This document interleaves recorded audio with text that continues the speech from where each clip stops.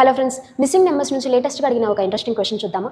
ఇక్కడ మీరు question observe చేస్తే 78#3 = 52, $33 4 = 66. ఇక్కడ మనకి టూ డిఫరెంట్ సింబల్స్ని యూస్ చేశారు. అంటే ఇక్కడ మనం టూ డిఫరెంట్ లాజిక్స్ని యూస్ చేయాలి, టూ డిఫరెంట్ మ్యాథమెటికల్ ఆపరేషన్స్ని కూడా యూస్ చేయాలి. లాజిక్ ఏంటో చూద్దాం రండి. 78#3 = 52. 78ని 3ని ఏం చేస్తే 52 వస్తుంది? 78 డివైడెడ్ బై 3 చేద్దాం, 26. 26ని డబల్ చేస్తే 52. నెక్స్ట్ ఇదే లాజిక్ని హ్యాష్ ఉన్న చోట అప్లై చేద్దాం. 98/49 2 అవుతుంది. 2ని డబల్ చేస్తే 4. సో హ్యాష్ ఉన్నప్పుడు ఈ లాజిక్ని యూస్ చేయాలి, డివైడ్ చేసి వచ్చిన ఆన్సర్ని డబల్ చేయాలి. నెక్స్ట్ $33 4. 33 4లో హాఫ్ ఎంత? 2. 33 2s 66. నెక్స్ట్ 64 6లో హాఫ్ ఎంత? 3.